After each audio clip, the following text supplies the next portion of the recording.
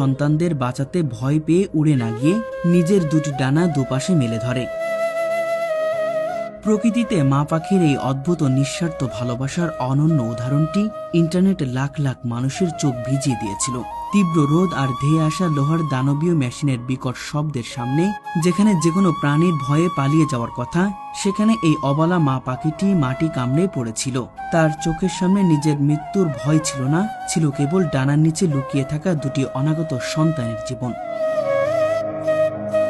পাখির ডানা দুটি যখন দুপাশে প্রসারিত হয়েছিল তখন মনে হচ্ছিল সে যেন প্রকৃতির সমস্ত শক্তি দিয়ে বুক চিতিয়ে দাঁড়িয়েছে এবং লোহার ওই বিশাল গাড়িটিকে নীরব ভাষায় বলছে, থামো, আমার সন্তানদের স্পর্শ করার আগে আমার প্রাণ কেড়ে নাও।